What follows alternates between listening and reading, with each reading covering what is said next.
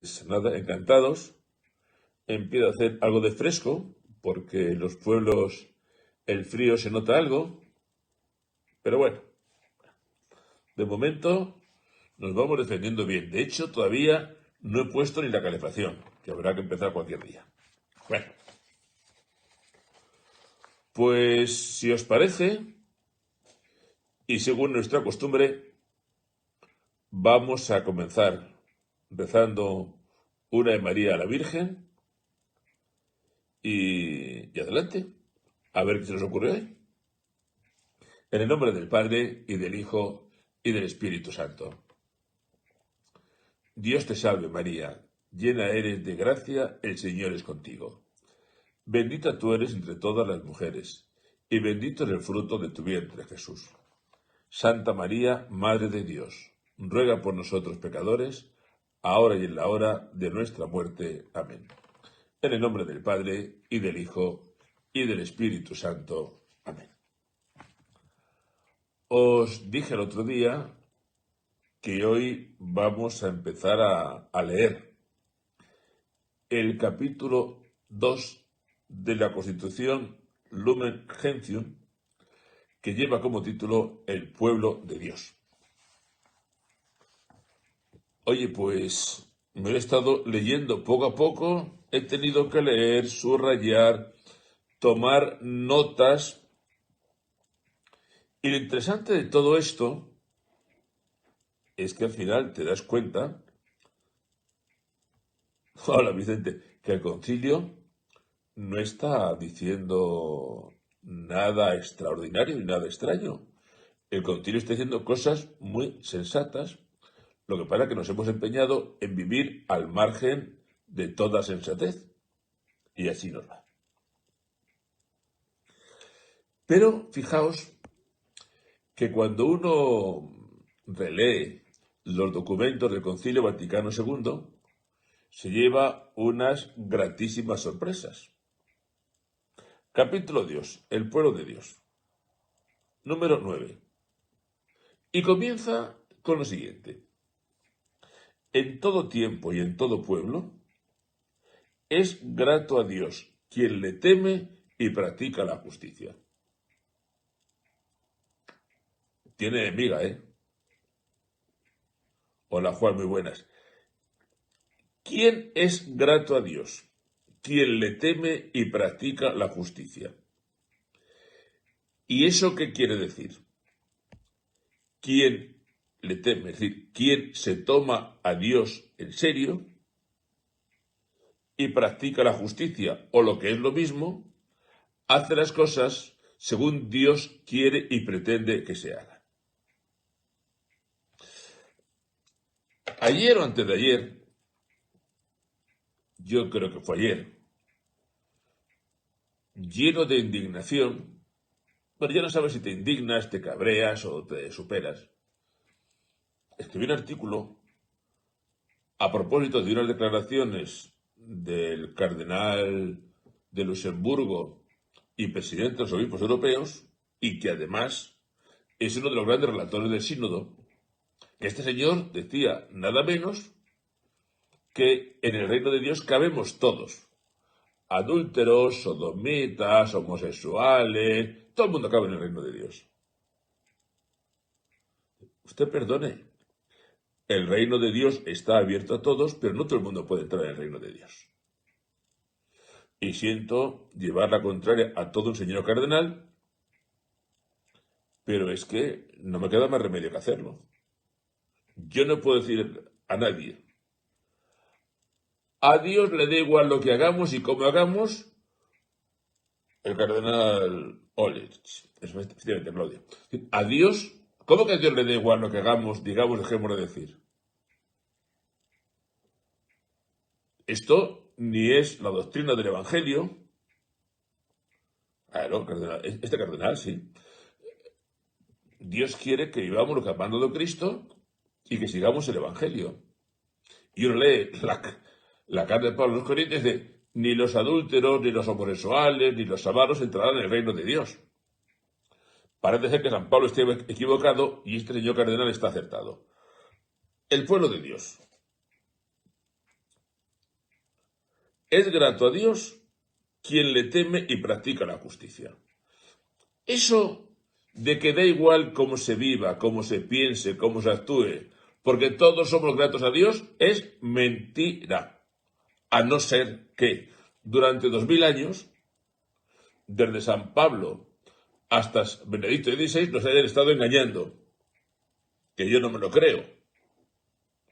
Y no estoy dispuesto a chuparme el dedo y que me sigan engañando ahora. Sigue diciendo el capítulo del pueblo de Dios. Fue voluntad de Dios santificar y salvar a los hombres, constituyendo un pueblo que le confesara en verdad y le sirviera santamente. Confesar en verdad, que proclamara la verdad de Dios y le sirviera santamente. Esta es la historia. Y este era el pueblo de Dios. A partir de ahí, la Constitución Lumen Gentium entra en la historia. Y dice algo que todos sabemos y que sigue siendo verdad a pesar de algunos cardenales. Y es que Cristo, para cumplir la voluntad de Dios, de que nos salváramos en un pueblo que pudiera congregar y convocar a todos los hombres de todas las naciones, Dios comenzó a prepararse un pueblo a través del pueblo de Israel. Y a través del pueblo de Israel fue manifestándose poco a poco, trayendo al pueblo a una confianza y a una cercanía de Dios.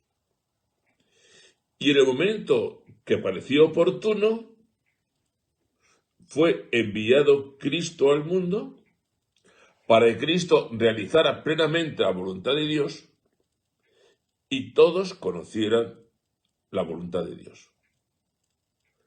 Y es Cristo el que convoca a un pueblo, sin importar judíos ni gentiles, para que la gente, renovada por el agua y el espíritu, formara parte del pueblo de Dios. Fijaos con esto todo lo que dice el concilio y todo lo que estamos recordando. Que al pueblo de Dios que Cristo pone en funcionamiento e inaugura, se entra por el bautismo, que es un pueblo en el que todos son convocados, judíos y gentiles, y en el que todos son convocados para que se conviertan a Cristo. Por tanto, eso de que en el pueblo de Dios todos somos pueblo de Dios, bautizados o no bautizados, hagamos lo que no hagamos, dejemos de hacer lo que dejemos de hacer, que qué más da, eso no es cierto. Y el que lo diga nos está tomando el pelo. Lo de este cardenal de ayer, que quiere una iglesia, un evangelio sin normas ni prohibiciones, donde todo el mundo entre en el pueblo de Dios y todo vale. ¿Esto de dónde lo han sacado y de dónde nos lo quieren hacer tragar? Es otra cosa. ¿El pueblo de Dios es para todos? Sí. ¿Pueden entrar todos? Sí. Siempre y cuando se vistan el traje de fiesta, que es un traje bautismal y que es un traje que pretende conservar la gracia bautismal toda su vida y que si en algún momento esa gracia bautismal queda manchada por el pecado, tenemos nuestro camino para reconciliarnos y para seguir dentro de ese pueblo de Dios. Por tanto, ese pueblo de Dios, la Iglesia, tiene esas características. Es bastante frecuente escuchar eso de que, bueno, es que todos somos hijos de Dios y todos nos vamos a salvar. Y no importa porque Dios es bueno. Y no importa, eso es tópico tras tópico y tomadura de pelo tras tomadura de pelo. Pero fíjate, Claudio, ese cardenal ya apuntaba maneras. Claro, ¿no sabes lo peligroso de este cardenal? A mí, que un cardenal diga bobadas me preocupa mucho. Pero que a un cardenal que hizo bobadas me lo coloquen como uno de los principales relatores del sínodo, me pone los 4 pelos que me quedan como escarpias. Porque este cardenal es uno de los grandes relatores del sínodo. Por cierto, ya han presentado, se cuenta ya en las redes, un primer documento de 50 páginas con primeras conclusiones. Y hay un punto que es muy curioso y no os dejéis engañar por él. No olvidéis que el demonio siempre se presenta con muy buena voluntad. Y una de las cosas que dice en este primer punto es que, claro, en fin, que hay que tener compasión porque las personas de tendencia homosexual que viven con pareja pues lo están pasando muy mal y, claro, nos tiene que dar lástima los casados vueltos a casar por lo civil y hay que ser, y claro, se te rompe el corazón cuando una persona así se siente un poco alejada de la iglesia. Perdone, vamos a ver. Decía San Juan María Vianney que el mayor acto de caridad que se puede hacer con una persona es salvar su alma. Y entonces, esa teoría según la cual hay que hacer algo porque hay gente que sufre mucho, pues mire usted, si una persona sufre mucho, pues lo que hay que hacer es indicarle el camino de Dios. No decirle, pues para que no sufras, pues es como el que me dice, no es que hay una persona que sufre mucho porque está coja. Pues mire, hola Conchi, hay esta persona que está coja, sufre mucho. Bueno, pero hay que hacer con la persona que está coja, sufre mucho, llevarla al médico a ver si le arreglan las patitas. Bien, entonces, la trampa de la misericordia es, como hay gente que sufre mucho, pues hay que aceptar su situación. No, hay que invitarle a cambiar de vida, que es completamente diferente. Es otra cosa. Es que, claro, como mi amigo le gusta ir de mujeres todos los días o de hombres todos los días y sufre mucho, esto hay que aceptarlo. No, hombre, no. Hay que decirle que es una forma de vivir. Digo yo. Bueno, voy a seguir con el número 9 porque mucho me temo que esto nos va a obligar a ir despacito. El pueblo de Dios tiene, según dice el concilio, 3 cosas que hay que entender. Tiene por cabeza a Cristo. Y si digo un disparate, me perdonáis. La cabeza del pueblo de Dios no es el Papa, es Cristo. El Papa es el representante, pero la cabeza es Cristo. La cabeza es Cristo. Hay obispos que están diciendo que, bueno, que ojo con lo que estamos oyendo, con lo que está pasando. La cabeza es Cristo. No es el Papa, ni el obispo de no sé dónde, ni el sínodo, ni la sinodalidad. La cabeza del pueblo de Dios es Cristo. ¿Y eso qué significa? Que Cristo da la vida, pero significa otra cosa además. Que quien marca la vida es Cristo. Y a quien hay que preguntar lo que tenemos que hacer es a Cristo. A mí me hace mucha gracia ese querer traer a la Iglesia un experimento democrático que no siempre funciona bien. La democracia es un sistema político y no es perfecto, también tiene sus dificultades.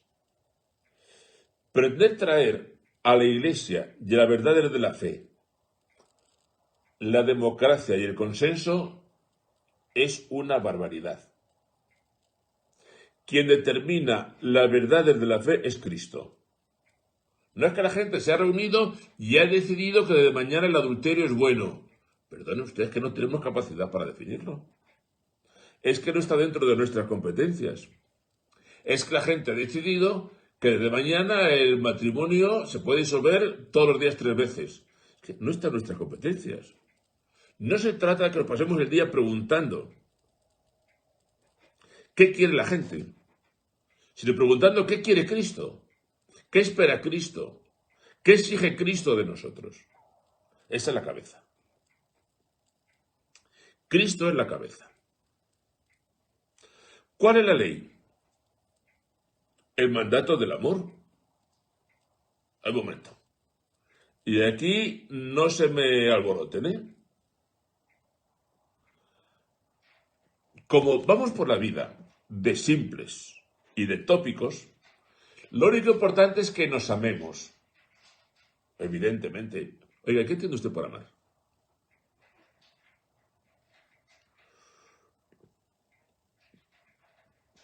Porque claro, ¿qué entiende usted por amar?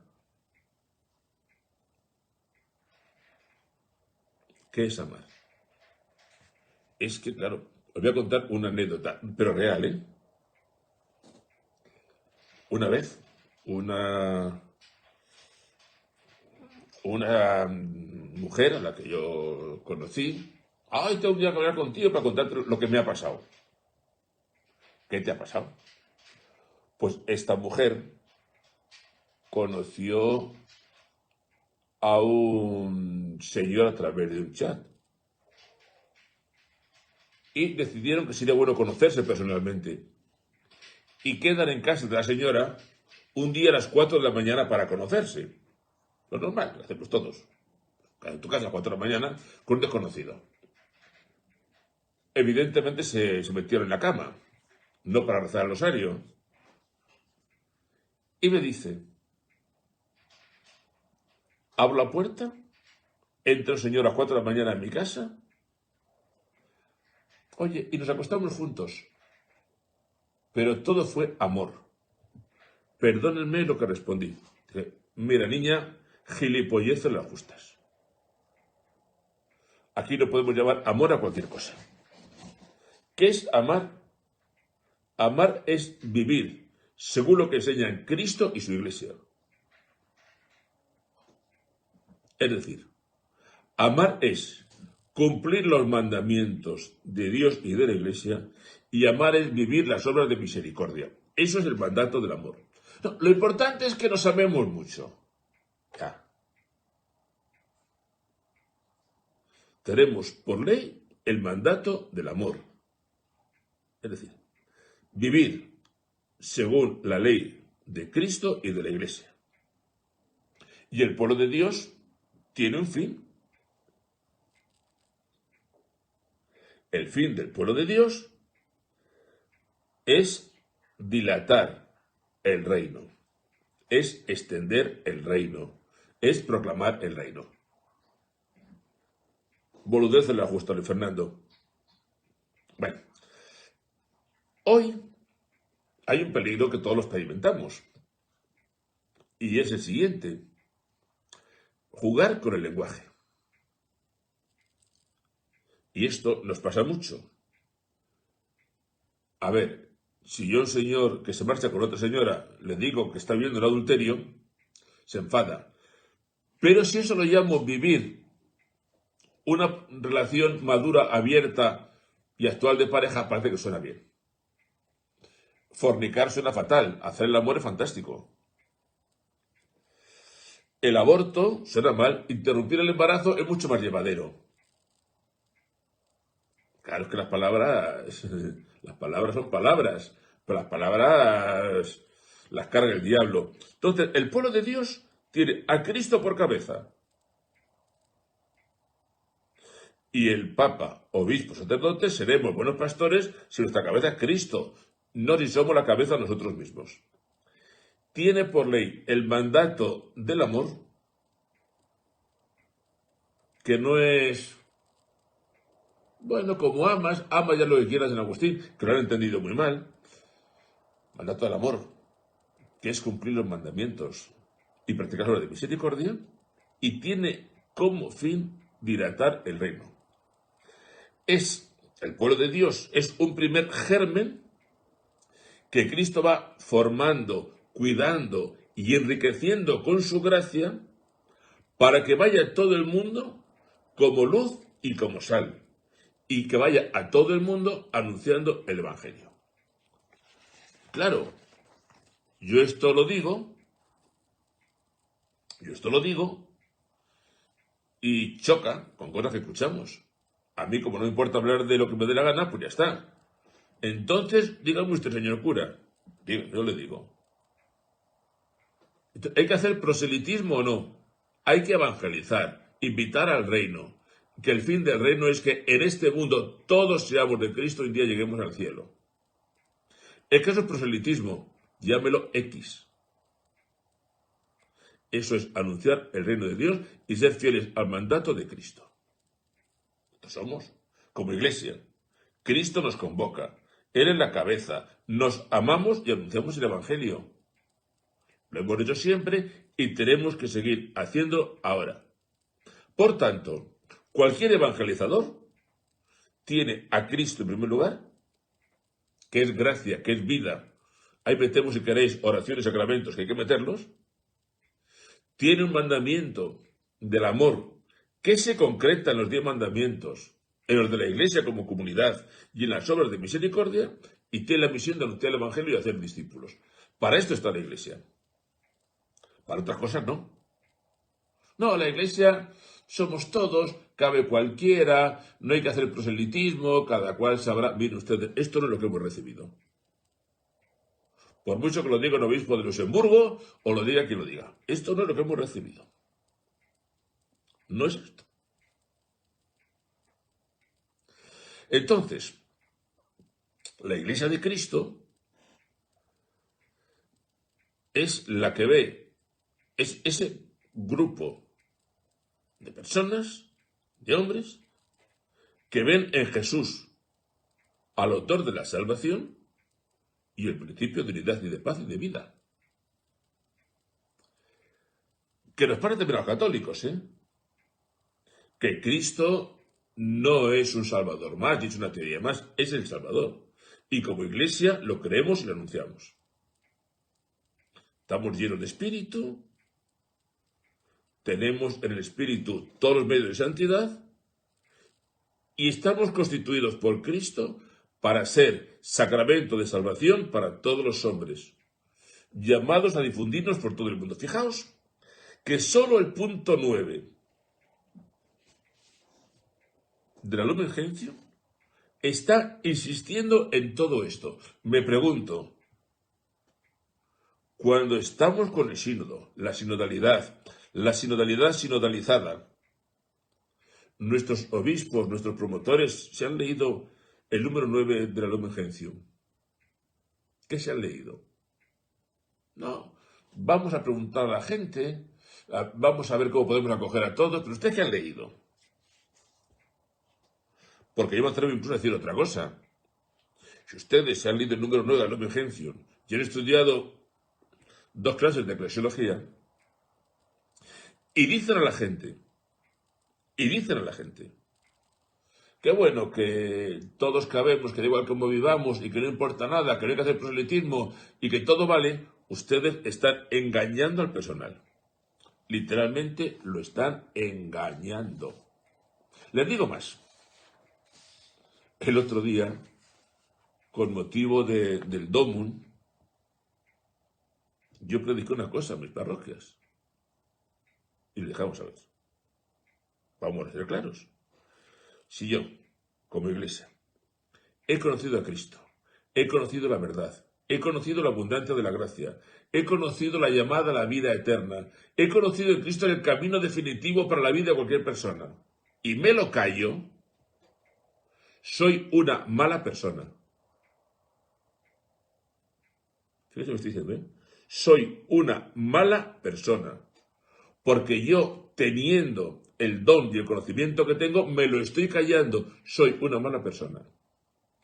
Y el que conociendo la verdad de la Iglesia, se la calla y convierte a Cristo en una palabra más, convierte el mandamiento del amor en lo que a mí me dé la gana, y convierte la necesidad de evangelizar en no hago nada porque es más cómodo, es una mala persona. Lo diga mi vecino o lo diga alguien con sotana de colorines. Es la realidad. Esta es la realidad. Unas palabras del número 10. ¿Cómo se entra a formar parte del pueblo de Dios? Según me enseñaron y aprendí el catecismo de niño, uno entra a formar parte del pueblo de Dios por el bautismo, al menos por el de deseo, por el bautismo. Que el bautismo, dentro de la comunidad, nos hace sacerdotes, profetas y reyes. Sacerdotes capaces de ofrecer el sacrificio de la propia vida por Cristo y por la Iglesia. Profetas, es decir, proclamadores de la palabra, y reyes, servidores de la comunidad, sabiendo que el mayor servicio que le presta la comunidad es dar razón de la esperanza y comunicar la fe en Jesucristo. Esto es lo que somos: sacerdotes, profetas y reyes. Y ahí es donde, al principio de la Constitución, ha querido además presentarnos la distinción entre sacerdocio común de los fieles y sacerdocio ministerial. Porque me vais a perdonar la expresión, todos somos sacerdotes, pero unos, perdón si la expresión no es muy afortunada, pero unos más que otros. Sacerdotes, porque por el bautismo podemos ofrecer sacrificios espirituales a Dios Padre todos. Ministerial, muy interesante, porque nos constituye no solo en celebradores de sacramentos, que lo somos. El sacerdote ministerial, el que ha recibido el sacramento del orden, es alguien que celebra los sacramentos, pero además de eso, es alguien que por su sacerdocio está llamado a formar y dirigir al pueblo de Dios. El obispo el primero y los demás colaborando con él. Luego, también tenemos que aclarar que si bien es verdad que todos somos sacerdotes, el sacerdote ordenado tiene una misión. No solo la de decir misa, que la tienes, sino la de dirigir, orientar y animar al pueblo. Cuento una anécdota. Yo era un cura jovencito, teníamos un grupo de jóvenes muy animado, muy activo, muy vivo. Y un día, pues nada, nos reuníamos para preparar la liturgia de la Eucaristía. Y uno de los jóvenes, dentro de las ocurrencias juveniles que las tienen, pero que hay que orientar, me dice: es que hemos pensado una cosa, estamos pensando una cosa, pues dime qué cosa. Que en lugar de salir revestido a la sacristía, es mejor que seamos los fieles los que te pongamos el alba y la historia y la casulla, para que sea claro que eres un enviado nuestro. Y dije, perdón, no.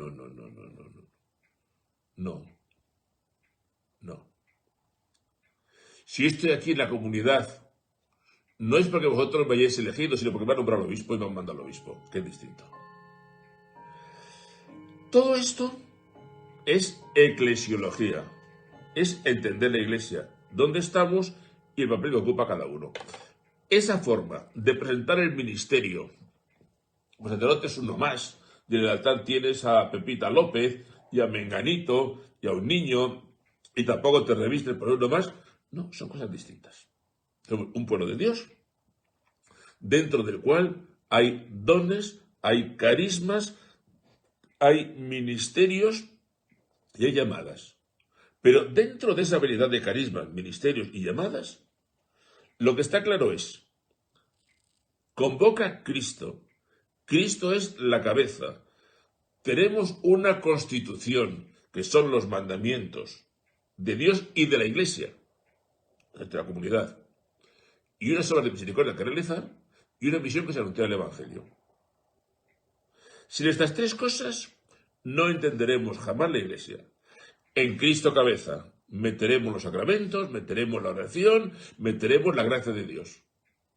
En los mandamientos vamos a asumir toda la moral.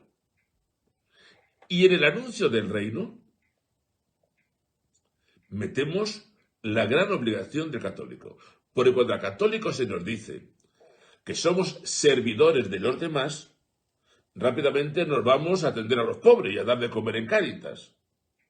Cuando el mayor servicio que necesita la humanidad es conocer a Jesucristo. Y si realmente, hola Filo, no te preocupes, y si realmente damos de comer al hambriento y de beber al sediento, pero sin hablar de Cristo, pues no estamos cumpliendo con nuestra misión.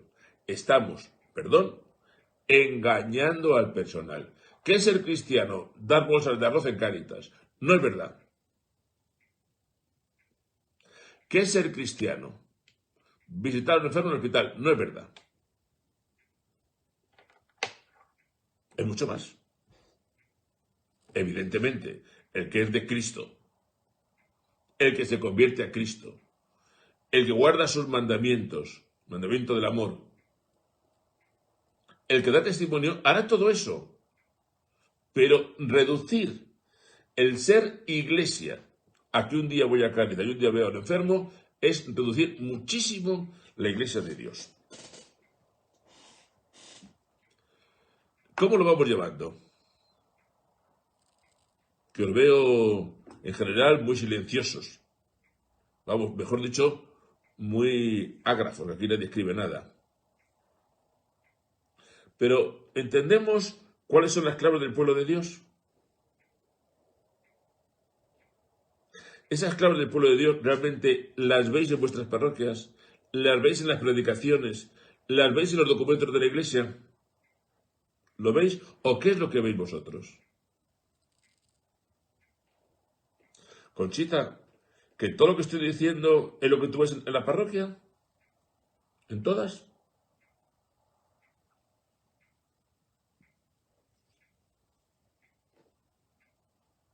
No me lo creo.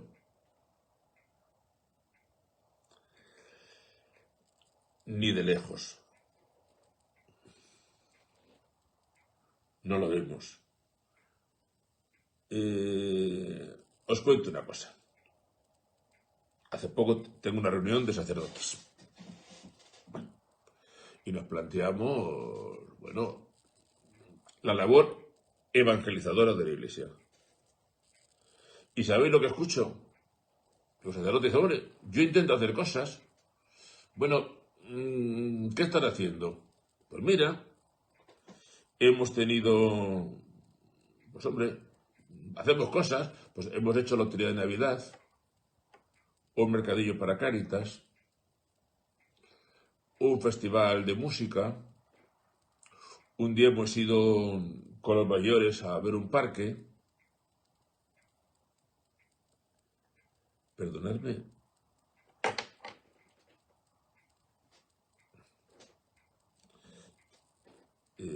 ¿No os parece poca cosa?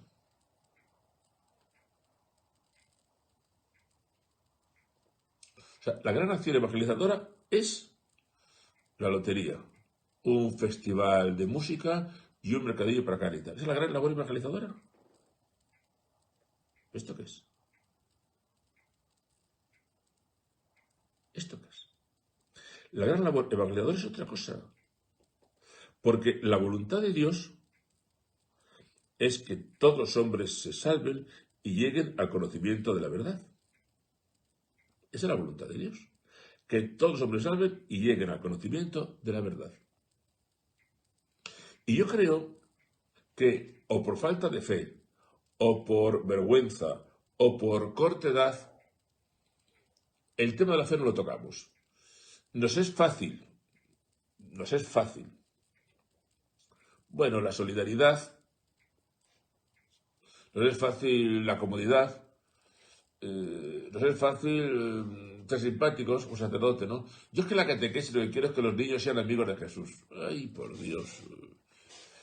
Sean amigos de Jesús. ¿Y eso qué es, no? Y nos falta saber lo que creemos, los mandamientos que tenemos y el gran testimonio que tenemos que dar. Y sin eso, estamos completamente perdidos. Pero esta es la iglesia hoy. Y si no, mirad cómo están las cosas. ¿De qué hablamos en las homilías? Bueno, la solidaridad y la bondad. Porque lo cómodo es no hablar de nada. Ir dejando que todo se vaya desmoronando. Bueno, pues como hay que hacer algo, pues un día hacemos un concurso de tortillas para los mayores. Muy bien, pues hacemos un concurso de tortillas. Y como hay que hacer algo, podemos un día hacer un mercadillo y sacamos para Cáritas algo. Bueno, pues lo hacemos. Y como hay que hacer algo, nos vamos de excursión al pueblo de al lado. Bueno, pues lo hacemos. ¿Y qué más? ¿Y qué más, no? Conchita, ¿en tu pueblo tenéis misa todos los días? Hola, socio. Ven. Digo Conchita porque sé que vive en un pueblo pequeño. Conchita, ¿en tu pueblo tenéis misa todos los días?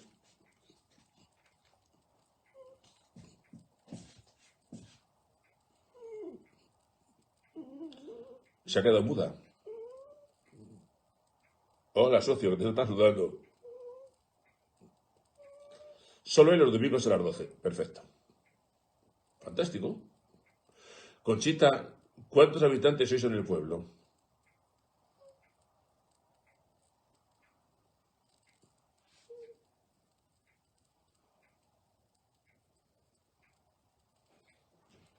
Esta es la realidad.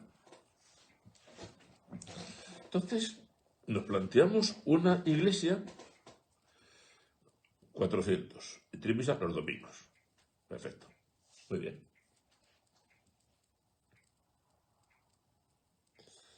Bueno, pues es lo que tenemos.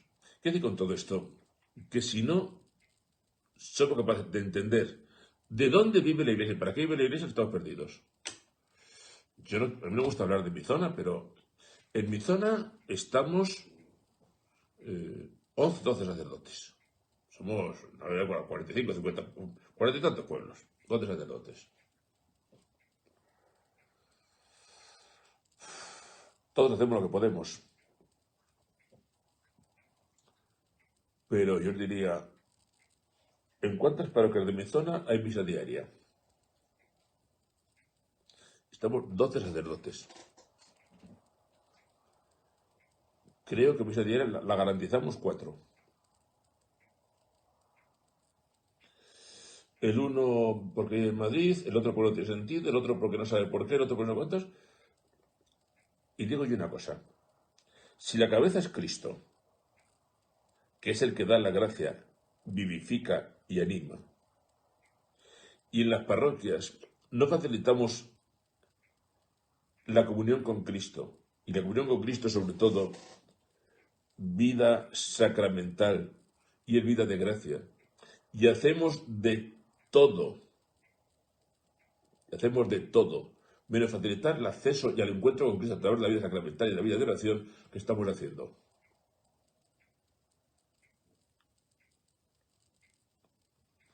A ver, Fran, hay una cosa clara, que se puede ir cambiando. Yo en mi zona garantizo misa diaria, pero eso sí, hay que desplazarse 2 kilómetros, depende de qué días. Es decir, la gente sabe que hoy jueves toca en la Serna, que mañana viernes toca en Piñueca, el sábado toca en la Serna, el lunes en Braojos, se tiene su misa. Pero claro, qué difícil es hacer iglesia si no es en comunión con Cristo, si no es viviendo de Cristo. A mí de qué más me da que hablemos del sínodo sinodal, que hagamos planes, preguntemos a la gente, a Pepito, a Juanito, a Manolito, si el acceso a Cristo y a la gracia no está garantizado. ¿De qué nos sirve? Pues Cristo es la cabeza, Cristo es la vida. Hoy me gusta una cosa. Hemos tenido en la reunión de sacerdotes a un obispo auxiliar, a don José Cobo, obispo auxiliar de Madrid, que es el que está haciendo la visita pastoral.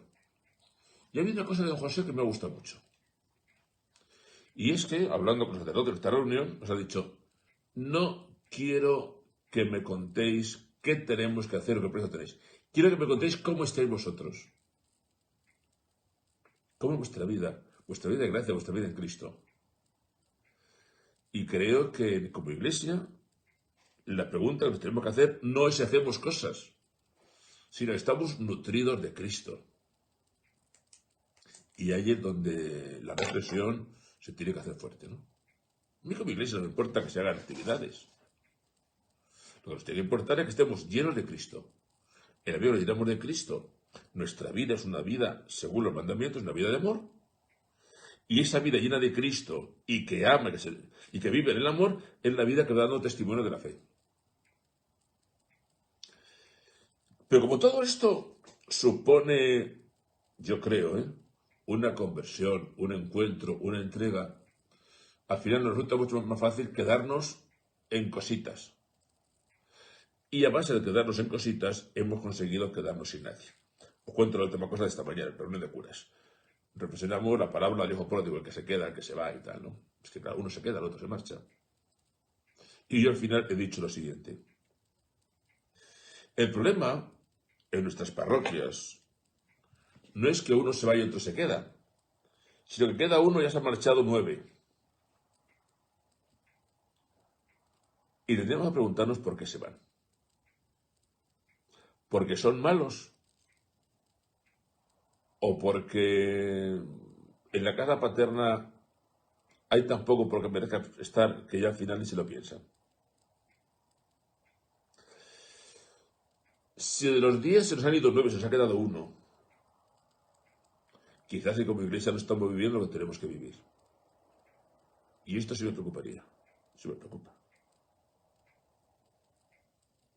En fin, me estoy ya yendo a mis reflexiones que no son buenas, malas o regulares, pero son las mías, ¿no?